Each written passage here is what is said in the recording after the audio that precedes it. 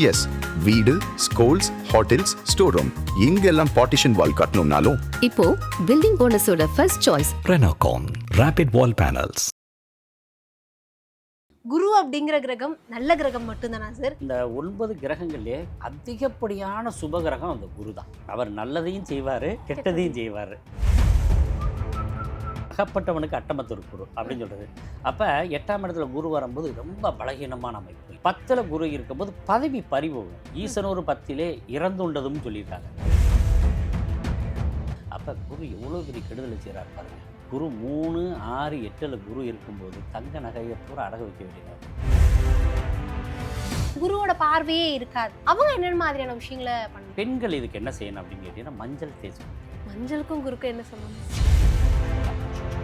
இன்னும் சிறப்பாக செய்யணும்னா வியாழக்கிழமை விரதம் இருக்கலாம். திருச்செந்தூர் போயிட்டு வரலாம், ஆலங்குடி போயிட்டு வரலாம். இப்படியெல்லாம் செய்யும்போது எல்லாருமே அதிகமாக பயப்படக்கூடிய ஒரு கிரகம் அப்படின்னாலும் சனி. நீங்கள் 8ஆம் நம்பர் எல்லாருக்குமே செட் ஆகாது. ஆனால் அதுவாக வந்துச்சுன்னா பயங்கர ஹிட் ஆகும். திடீர் ராஜயோகத்தில் போயிடுவாங்க. கிட்டத்தட்ட 80லேருந்து 90% பேருக்கு 7.5 சனியில் தான் திருமணம் ஆகிருக்கும். இந்த 7.5 சனியில் திருமணம் பண்ணால் அவங்கள நம்மளை விட்டுட்டு பிரிஞ்சு போக மாட்டாங்க. 7.5 சனியில் என்ன செய்யக்கூடாதுன்னு கேட்டிங்கன்னா தொழில் மட்டும் ஆரம்பிப்பார். தொழில் ஆரம்பித்தா ஜென்மச்சனிலே லாஸ் ஆகிடும்.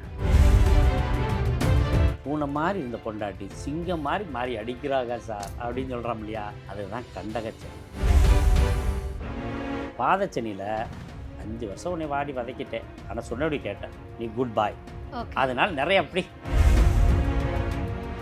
ஆதன ஆன்மீகம் நேயர்களுக்கு ஷாம்லாவின் அன்பு கலந்த வணக்கங்கள். நம்ம ஆதன ஆன்மீகத்தில் ஆன்மீகம் சம்பந்தப்பட்ட பல கேள்விகளுக்குமே தினந்தோறும் ஒவ்வொரு வகைகளில் பதில்களை பார்த்துக்கிட்டு இருக்கோம். அந்த வகையில் இன்னைக்கு நம்மோடு பிரபல ஜோதிடர் கனியர் அவர்கள் இணைஞ்சிருக்கிறாரு. நிறைய விஷயங்களை கேட்டு தெரிஞ்சுக்க போகிறோம். வணக்கம் சார். வணக்கம். எப்படி இருக்கீங்க? நல்லா இருக்கா. குரு பெயர்ச்சி வரப்போகுது. குரு அப்படிங்கிற பட்சத்தில் எல்லாரும் நினைக்கிறது அவர் மாதிரி கொட்டி கொடுக்க முடியாது அப்படிங்கிறது தான். குரு அப்படிங்கிற கிரகம் நல்ல கிரகம் மட்டும்தானா சார், இல்லை அதுவும் கெட்ட மாதிரியான விஷயங்களை பண்ணுமா? இரண்டுமே செய்யக்கூடியவர். என்னன்னு கேட்டிங்கன்னா குரு ஏன் நல்லவர், ஏன் நம்ம குருவை போட்டுடுறோம் அப்படின்னு கேட்டிங்கன்னா, இப்போ ஒரு பெண் குழந்தை இருக்கா, அவளோட உடல் வாகு எப்படி இருக்குன்றதை நம்ம கண்டுபிடிக்க முடியாது.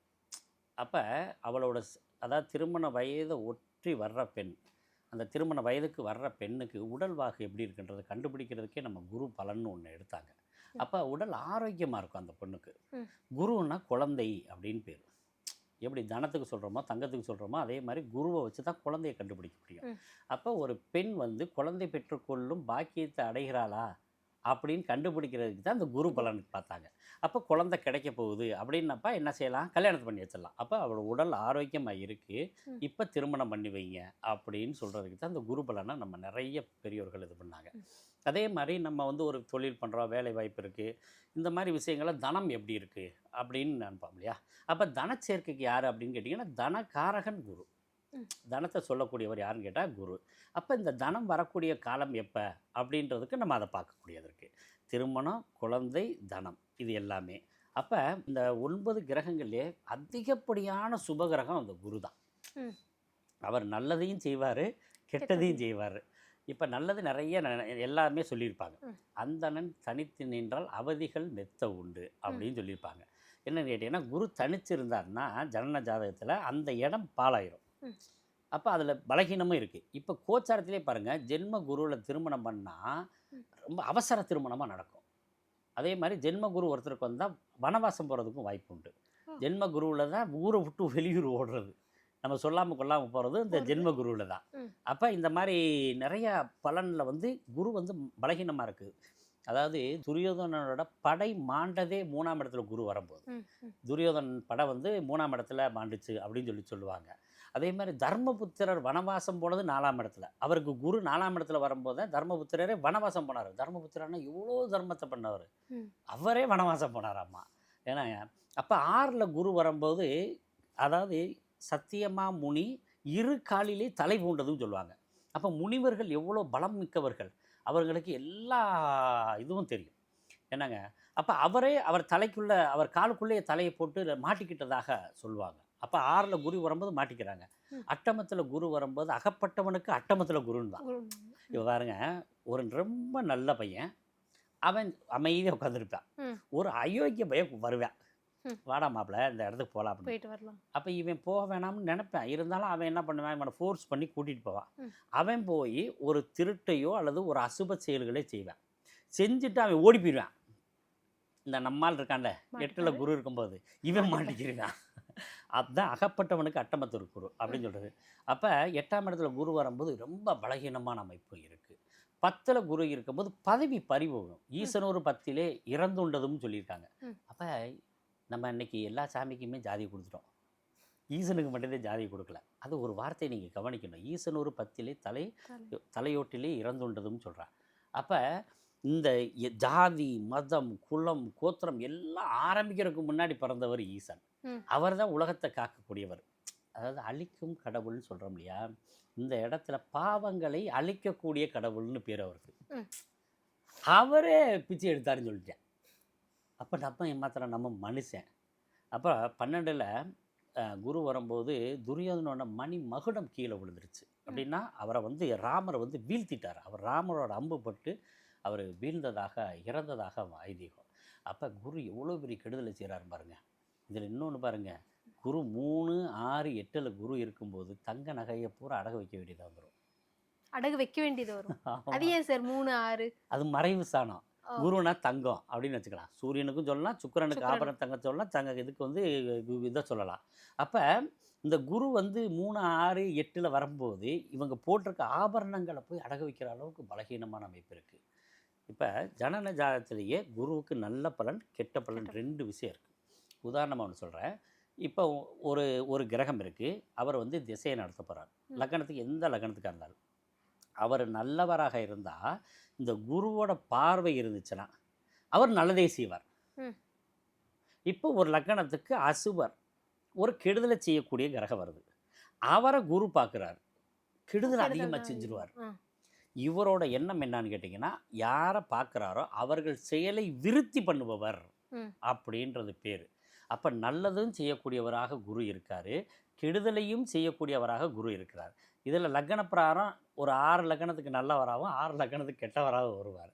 ஆக குரு ஜனன ஜாதகத்தில் நல்லதையும் செய்வார் கெட்டதையும் செய்வார், கோச்சாரத்தில் நல்லதையும் செய்வார் கெட்டதையும் செய்வார். அவர் நிற்கும் ஸ்தானத்தை பொறுத்ததாக இருக்கிறார். நீங்க சொல்லியிருந்தீங்க சார், இந்த விஷயங்கள் மறைவால தான் குரு கெட்டதையும் செய்வார். ஆமா, சிலருடைய ஜாதகங்கள்ல அந்த அமைப்பு இருக்கும், குரு மறைஞ்சிருக்கும். அவங்க என்ன பண்ணணும் சார்? என்ன பண்ணா அவங்களுக்கும் அந்த நன்மையான விஷயங்கள் நடக்கும்? அதாவது இப்போ ஒவ்வொருத்தரும் ஏதோ ஒன்று ஸ்கூலோ காலேஜோ இதோ ஒன்றில் படிச்சிருப்பாங்க. அதாவது குரு மாதிரி ஆட்கள்கிட்ட ஆசீர்வாதம் வாங்கணும். சரியா? இப்போ நான் படிக்கலை அல்லது நான் வெளிநாட்டில் இருக்கேன் பார்க்க முடியல அப்படின்னாக்கா பெரியோர்கள்ட்ட ஆசீர்வாதம் வாங்கலாம். ரைட்டுங்களா? இப்போ பெண்கள் இதுக்கு என்ன செய்யணும் அப்படின்னு கேட்டிங்கன்னா, மஞ்சள் தேய்ச்சி குளிக்கணும். மஞ்சளுக்கும் குருக்கும் என்ன சம்பந்தம் சார்? அதுதான் விசேஷம். ரைட்டுங்களா? மஞ்சள் தேய்ச்சி குளிக்கணும். இப்போ குரு கெட்டிருக்கு. இப்போ மிதுன லக்னத்துக்கு குரு பாதகாதிபதி, கன்னி லக்னத்துக்கு குரு பாதகாதிபதி. இப்போ இந்த மாதிரி பாதகாதிபதியோ அட்டமாதிபதியோ விரையாதிபதியாக வந்தாக்க மஞ்சள் தேய்ச்சி குளிக்கும்போது கணவனோட கடுப்புக்கு, அதாவது வெறுப்புக்கு ஆளாகாமல் ஒரு அன்புக்கு ஆளாவாங்க. இதுக்குள்ளே பெரிய சாஸ்திரமும் இருக்குது. ஏன்னா இப்போ நீங்கள் பார்த்தீங்கன்னா மேக்ஸிமம் மஞ்சள் போட்டு குளிக்கிற பெண்களுக்கு பாருங்கள், யாருக்குமே அதிகமாக கணவன் மேலே வெறுப்பு இருக்காது, கணவனும் வெறுக்க மாட்டான். ஒரு சண்டை இருந்தாலும் கூட திருப்பி உடனே சமாதானம் ஆயிடுவாங்க. இந்த மாதிரி செய்யலாம். அதே மாதிரி யானைகளுக்கு உணவு கொடுக்கலாம். நம்ம பெரியவங்க குருமார்கள் இருக்காங்களா, குருமார்கள் மாதிரியே சன்னியாசிகள்னு பேர். யாசகம் வாங்குறவங்க இல்லை, சன்னியாசிகள். அவங்க யார்ட்டையும் எதுவும் கேட்க மாட்டாங்க. அவங்கள்ட்ட ஆசீர்வாதம் வாங்கலாம், அவங்களுக்கு தானம் பண்ணலாம். அல்லது என்ன பண்ணணும்னா திக்காக இருக்கிற மாதிரி ஆடைகள் வாங்கி தானம் பண்ணலாம். மஞ்சள் கயிறு கட்டலாம், மஞ்சள் துண்டு பயன்படுத்தலாம், மஞ்சள் சட்டை பயன்படுத்தலாம். இன்னும் சிறப்பாக செய்யணும்னா வியாழக்கிழமை விரதம் இருக்கலாம்.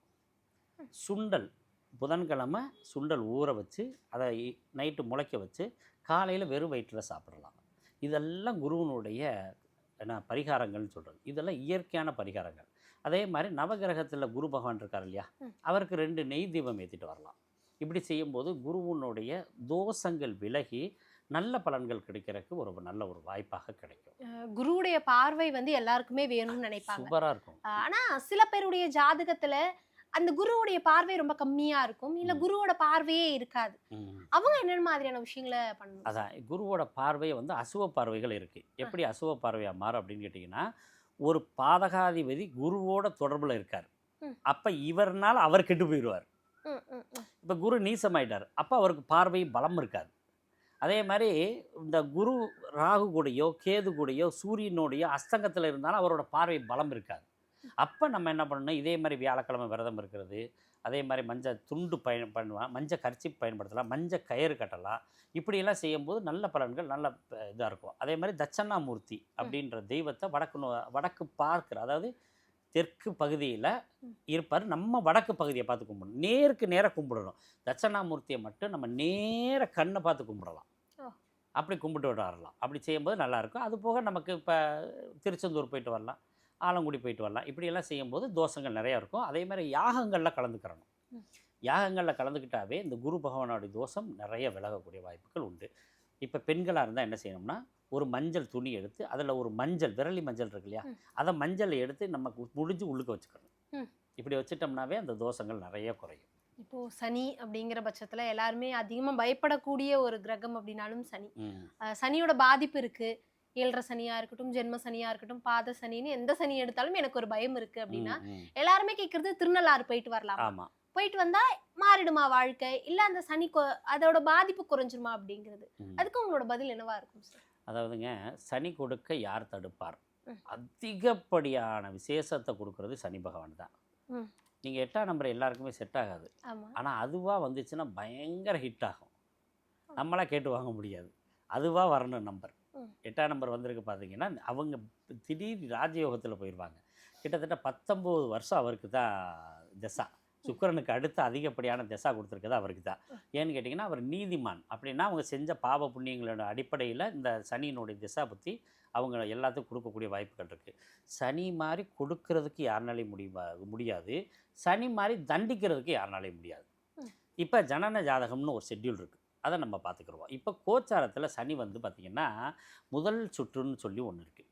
ஃபஸ்ட்டு, அதாவது பிறந்த குழந்தைகள் 12 வயசுக்குள்ளே வர்றதுன்னா அது வந்து முதல் சுற்று. இது இந்த குழந்தையோட ஆயுள் சம்மந்தமான விஷயத்தையும் பேரண்ட்ஸோட விஷயத்தையும் பாதிக்கும். மற்றதெல்லாம் அவங்க குழந்தைகளுக்கு காசு பண்ண தேவையில்லையே, ரைட்டுங்களா? அதே மாதிரி படிப்பில் கொஞ்சம் மந்த நிலை இருக்கும். இது முதல் சுற்று. 2வது சுற்றுக்கு பேர் பொங்கு சனின்னு பேர். யாருக்கு வந்தாலும் நன்மையை தரும். என்னங்க சார் நீங்கள் இப்படி சொல்கிறீங்க, நான் நகை அடகு வச்சுட்டேன், பேங்க்கில் அக்கௌண்ட் வச்சுருக்கிறேன், இப்போ பணமே கட்ட முடியல, இப்படியெல்லாம் சொல்லிக்கிட்டு இருந்தாலும் ஆனால் நல்ல விஷயத்தை செஞ்சு கொடுப்பார். ஏன்னா பொங்கு சனியில் வந்து நிறைய பேருக்கு பாருங்கள், இப்போ நம்ம இந்த நிகழ்ச்சியை பார்த்துக்கிட்டு இருக்காங்கன்னா கிட்டத்தட்ட 80லேருந்து 90% பேருக்கு 7.5 சனியில் தான் திருமணம் ஆகிருக்கும். குழந்தை பிறந்து 7.5 சனியில் தான் இருக்கும். இந்த 7.5 சனியில் திருமணம் பண்ணால் அவங்கள நம்மளை விட்டுட்டு பிரிஞ்சு போக மாட்டாங்க. இதெல்லாம் நமக்கு 7.5 சனியில் வருதோ அதை நம்மளை விட்டுட்டு போகாது, கடை வந்தாலும் போகாது. ஏன்னாங்க அது பெரிய நல்ல பாயிண்ட் இருக்குது. இதுக்கு பேர் பொங்கு சனின்னு கேளுங்க. அது வந்து 30 வயசுக்கு மேலே வர்றது பொங்கு சனி. என்ன கெடுதலை செஞ்சாலும் ராஜயோகத்தை திருப்பி கொடுத்துட்டு தான் போவார், ஷெட்யூல் பண்ணி கொடுத்துருவார். அதுக்கு அடுத்து மங்கு சனின்னு பேர். 3வது சுற்று வர்றது மங்கு சனி. அப்படின்னா நம்ம புகழ் மங்கக்கூடிய சனி. இது வந்து 60 வயசுக்கிட்ட வர்றது. அப்போ அந்த இடத்துல நம்ம கவனமாக இருக்கணும். எத்தனை நல்ல யோகங்கள் இருந்தாலும் அது நம்ம புகழை மங்க செய்கிற மாதிரி நம்ம செய்கிற செயல்களால் மங்கக்கூடிய தன்மைகள் வரும். அதுக்கு அடுத்து மாரகச்சனின்னு பேர். 4வது சுற்று வருது பார்த்திங்களா, அது வந்து மாரகத்தை தந்துடும். மாரகம் அல்லது மாரகத்துக்கு ஒப்பான கண்டத்தை தரக்கூடியது மங்கு சனி. இப்படி 4 சுற்றுகள் இருக்குது. கிட்டத்தட்ட நமக்கு இது வந்து 120 வருஷ சுற்று, ரைட்டுங்களா? இந்த மாதிரி சுற்றுகளில் வந்து 2வது சுற்றில் தான் நம்ம வாழ்க்கை எல்லாமே அடங்கியிருக்கும். அதில் பொங்கு சனியில் தான் எல்லோரும் மேக்சிமம் எல்லா சுபங்களும் அவங்களுக்கு கிடைக்கிறது பார்த்திங்கன்னா இந்த பொங்கு சனியில் தான். அப்போ அவர் கெடுதலை செஞ்சாலும் கூட நன்மையும் செஞ்சு கொடுத்துறார். இது ஒரு ஷெட்யூல். அதுக்கு அடுத்து 7.5 சனின்னு ஒன்று ஸ்டார்ட் பண்ணுவோம். இது என்ன அப்படின்னு பார்த்தீங்கன்னா, ராசிக்கு 12ஆம் இடத்துல சனி வர்றது 7.5 சனின்னு பேர். இது எல்லா காலகட்டத்துக்கும் பொதுவான பலனே சொல்லுவோம். இந்த காலகட்டத்தில் என்னன்னு கேட்டிங்கன்னா, நம்ம செய்கிற செயல்கள் எல்லாமே ஒரு வருமானத்தை கொடுக்காம அதை வந்து செலவீனங்களாக கொண்டு போயிடும். வர வருமானமுமே செலவாக மாறிடும்.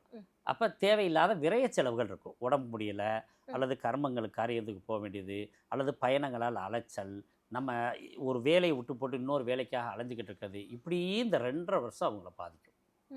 பாதித்தாலும் கூட அதில் வந்து கடைசி ஃபினிஷிங் நல்ல தன்மைகளை கொடுப்பாரு. ஏன்னா இப்போ திருமணத்துக்கு எதிர்பார்க்குறாங்கன்னா 7.5 சனியில் தான் திருமணம் ஆகும். என்ன செய்யக்கூடாது 7.5 சனியில் என்ன செய்யக்கூடாதுன்னு கேட்டிங்கன்னா, தொழில் மட்டும் ஆரம்பிக்கக்கூடாது. தொழில் ஆரம்பித்தா ஜென்மச்சனிலே லாஸ் ஆகிடும். திருமணம் பண்ணலாம், மற்ற சுபகாரியங்கள்லாம் செய்யலாம், வேலைக்கு போகலாம், வெளிநாடுகள் போகலாம், தாயினுடைய சொத்து பத்துக்களை வாங்கலாம். ஏன்னா தாய் சொத்துக்கள் பூராமே அந்த இடத்துல பிரச்சனை ஆகும். ஜன்ன ஜாதகத்திலே பாருங்கள், சந்திரனுக்கு 12ஆம் இடத்துல சனி இருந்தால் தாய் சொத்துக்கள் பிரச்சனை உண்டு. சூரியனுக்கு 12ஆம் இடத்துல சனி இருந்தாக்கா தந்தையோட சொத்துக்கள் பிரச்சனை உண்டு. அப்போ தாய் சொத்துக்கள் பிரச்சனையாகக்கூடிய காலகட்டம்ன்றதுனால அதை இப்போ பேசினோம்னா ஜென்மச்சனியில் அம்மாவோட சொத்து கிடச்சிரும். அப்போ ப்ளஸ்ஸும் இருக்குது மைனஸ் இருக்காருங்க. அப்போ விரயச்சனியில் அதிகமான விரயங்களை தரும், பயணங்களையும் தரும். வெளியூர் ஊர் விட்டு ஊர் போகிறதெல்லாம் அந்த விரயத்தில் தான் போகிறது. ஜென்மச்சனி என்ன பண்ணும் அப்படின்னா குழப்பத்தை தரும், உடல் உபாதைகளை தரும். மனசில் நம்ம ஒரு திங்க் பண்ணியிருக்கோம், அது வாட்டில் ஒரு ஸ்டைல் போகும். நம்ம ஒரு ஊருக்கு போகலான்னு நினைப்போம், பஸ் ஒரு ஊருக்கு போயிடும்.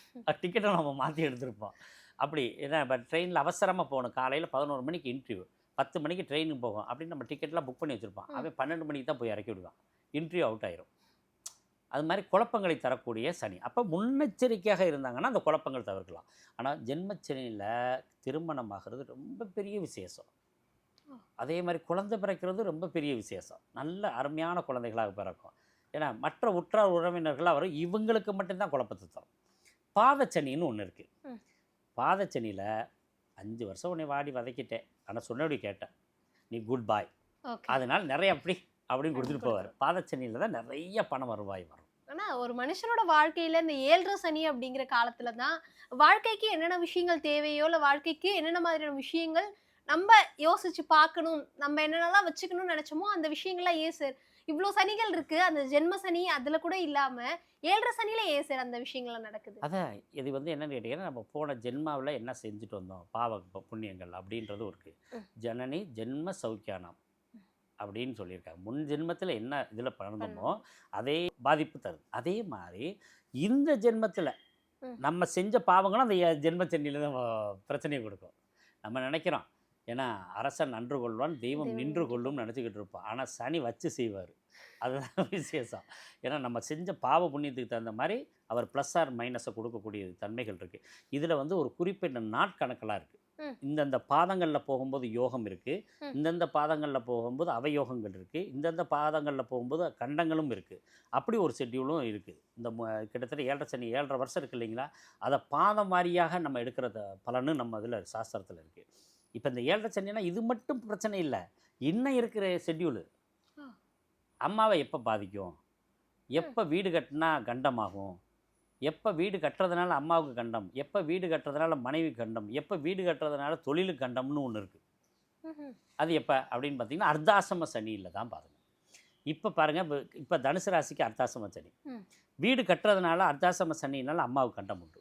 ஏன்னு கேட்டிங்கன்னா 4ஆம் இடம் என்பது தாயை குறிக்கிற இடம், அஷ்டமத்தில் பாதி அர்த்தாசமம். அப்போ அர்த்தாசம சனியில் வீடு கட்டுறதுனால 4ஆம் இடம் அம்மாவை பாதிக்கும். அதுக்கடுத்து சனி மேலேருந்து 4ஆம் இடத்துல இருந்து 10ஆம் இடத்தை பார்ப்பார், இல்லாட்டி தொழிலை க்ளோஸ் பண்ணிடும். அப்போ இந்த டயத்தில் அர்த்தாசம சனியில் வீடு கட்டக்கூடாது. அம்மா பாருங்கள், இப்போ நிறைய பேரோட அம்மாவுக்கு பாதிப்பு உண்டு. இப்போ கடகராசிக்கு ஒரு சம்பவம் நடந்திருக்கு. எல்லா அம்மாவங்களுக்கும் கீழே விழுந்திருப்பாங்க, ஹாஸ்பிட்டல் செலவு உண்டு, கால் உடஞ்சிருக்கும், எலும்பு சார்ந்த பிரச்சனை வந்திருக்குது. இப்படி நிறைய கடகராசிக்கு சம்பவங்கள்லாம் நடந்துச்சு. அதுக்கு ஒரு காரணம் இருந்துச்சு. அதே மாதிரி இப்போ இந்த தனுசு ராசிக்கு தாய் பாதிப்படையக்கூடியது. ஏன்னா வண்டி வாகனங்களில் போகும்போது கவனமாக போகணும், போய் கீழே விழுந்து எந்திரிப்பாங்க, இல்லாட்டி உடம்பு முடியாமல் போய் ரொம்ப சரியாக இது பண்ணுறதுக்கு டாக்டரை போய் சந்திக்க வேண்டியது இருக்குது. அர்த்தாசம சனியில் ஜாதகனுடைய தாயை பாதிக்கும். அதுக்கு அடுத்து இப்போ போய் 10th +2 படித்தாங்கன்னா அவுட்டு, மெமரியே ஆகாது. ஏன்னா ஒரு குழந்தை நல்லா படிக்கா, ஏன்னா அதாவது ஆஃபெல் எழுதி நல்ல மார்க்கு, ஸ்கூல் ஃபஸ்ட்டுன்னே வைங்க, ஆனுவல் எக்ஸாம் டயத்தில் அந்த அர்த்தாசம சனி வந்துச்சுன்னா அதுதான் சிக்கலாயிரும். மார்க் அப்படியே 1 மார்க் 2 மார்க் 3 மார்க்கெலாம் இப்படி குறைஞ்சிரும்.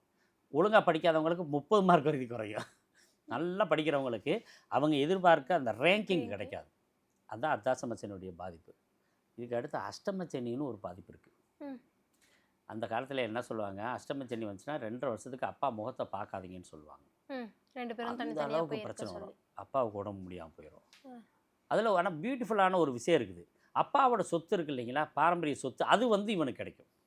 அப்படி பிரிஞ்சிருக்கிறது. ஆமாம், அந்த டயத்தில் அந்த இது கிடைக்கும். அதே மாதிரி நம்ம பழைய பில்டிங்கெலாம் இருக்குது பார்த்தீங்களா, அந்த பழைய பில்டிங்கை இடித்து அல்லது ஒரு பழைய பில்டிங்காக இருக்குது அதை இந்த பணிகள்லாம் செய்யலாம், அந்த வீடை கொஞ்சம் மாற்றி கட்டலாம் அப்படின்றது, ஆல்ட்ரேஷன் பண்ணலாம் அப்படின்லாம் பண்ணால் அதாவது அர்த்தாசம சனியினுடைய பாதிப்பு குறையும். அந்த மாதிரி இதெல்லாம் நல்லாயிருக்கு. அப்போ அஷ்டம சனி அம்மாவுக்கு, அர்த்தாசம சனி அப்பாவுக்கு. இன்னொரு விஷயம் இருக்குது, உங்களுடைய உயிர் நண்பன், உங்கள் கணவன், மனைவி எப்போ நமக்கு எதிரியாக மாறுவாங்க? பூனை மாதிரி இருந்த பொண்டாட்டி சிங்கம் மாதிரி மாறி அடிக்கிறாங்க சார் அப்படின்னு சொல்கிறோம் இல்லையா? அதுதான் கண்டகச்சனி. கண்டம் அப்படின்னா கழுத்து. கழுத்தில் யாரெல்லாம் கை போட்டு பழகிற அளவுக்கு உற்ற நண்பர்களாக இருக்காங்களோ அவங்களால் துரோகம் இழைக்கப்படும். ஓ, நம்ம தோள் மேல யார் கை போட்டு பழகுறாங்களோ. அடுத்து தாலி யார் கட்டுவா? வீட்டுக்காரன் வீட்டுக்காரர். வச்சு செய்வேன். ஓ. புரியுதா இல்லைங்களா? தாலி நம்மக்கிட்ட யார் வாங்கினா? மனைவி மனைவி. வச்சு செய்வா கண்டகச்சனியில். ஓ, இவங்கள அவங்க வச்சு இப்போ இது மாதிரி ஒவ்வொரு ஷெட்யூல் கொடுத்துருக்காங்க. சாஸ்திரம் என்பது என்னன்னு கேட்டு எப்பப்போ யாரிடம் கவனமாக இருக்கணும், யாருக்கு என்ன உபாதைகள் இருக்குது, அதை எப்படி சரி பண்ணுறது அப்படின்னு அழகான ஒரு ஃபார்மெட் இருக்குது. அம்மா கீழே விழுந்துட்டாங்க சார் அப்படின்னு இயல்பாக சொல்கிறதுக்கும், அர்த்தாசம சனினால அம்மா கீழே விழுந்தாங்க அப்படின்னு சொல்கிறதுக்கு நிறைய வித்தியாசம் இருக்குது. முன்னெச்சரிக்கை டாக்டர் மாதிரி ஜோசியர். ம், ம், ம். இது சார் நடக்கும். இது வரப்போகுது பார்த்துருக்க சொல்லுங்கள், அம்மாவை தனியாக விடாதீங்க. பையன்கள்லாம் வெளிநாட்டில் இருப்பான், அம்மா இங்கே உள்ளூரில் இருப்பாங்க, யாரோ ஒருத்தர் வேலைக்கு போடுங்க. ம். இதெல்லாம் சொல்கிறது தான் ஜோதிடம். தனியாக விடாதீங்க, அம்மாவை கொஞ்சம் கவனிச்சுக்கோங்க அப்படின்னு சொல்கிறதுக்கு தான். ஏன்னா கவனமாக இருக்கணும், கீழே விழுந்தால் யாராவது தூக்குறதுக்கு வேணும்ல. அப்போ ஒரு லேபரை போட்டுட்டாக்கா சேஃப்டி தானே. கண்டிப்பா. ஆமாம். இப்போ நம்ம கண்டகச்சனியில் சொல்லுங்க, சம்சாரத்தோட பிரச்சனை வரப்போகுது. யாருக்கு? கன்னி ராசிக்கு. கன்னிராசி. இப்போ ஏற்கனவே நிறைய பிரச்சனைகள் ஓடிட்டு தான் இருக்குது. ம். இப்போ சார் நிம்மதியாக இருக்காரு, நீங்கள் மீண்டும் ஆரம்பிச்சிடாதீங்க சார் அப்படின்னு ஏற்கனவே கன்னிராசி போய் பல மில்லியன் ஓடி இருக்கு. ஏன்னா இப்போ இந்த காலகட்டத்தில் கவனமாக இருக்குது. இன்னும் 1.5 வருஷம். ம். இந்த 1.5 வருஷத்தில் ஒரு 6 மாதத்துக்கு இப்போ பிரச்சனை இல்லை. இன்னும் கடைசி ஒரு வருஷம் மட்டும் கொஞ்சம் கேர்ஃபுல்லாக இருந்துட்டாங்கன்னா போதும். ஏன்னா பணத்தை யாரை நம்பி கொடுக்குறார்களோ கன்னிராசி, அவங்க அப்படியே ஓடி போயிடுவாங்க. ம். நானும் அவனும் ப்ரீகேஜிலேருந்து படிக்கிறேங்க சார், 2 பேரும் தான் பிஸ்னஸ் பண்ணுறோம் அப்படின்னு சொல்கிறவங்க கூட பிரிஞ்சிருவாங்க. ம். அந்த அளவுக்கு பலம். இந்த கண்டக சனியில் எப்போதுமே நண்பர்களை நேராக சந்திக்கக்கூடாது. அர்த்தாசம சனியில் அம்மாவை கண்ணுக்கு நேராக பார்க்கக்கூடாது. அஷ்டம சனியில் அப்பாவை நேருக்கு நேரம் நின்று கேள்வி கேட்கக்கூடாது. இதெல்லாம் சரி பண்ணிட்டா வாழ்க்கை ரொம்ப சிறந்ததாக கொடுத்துரும்.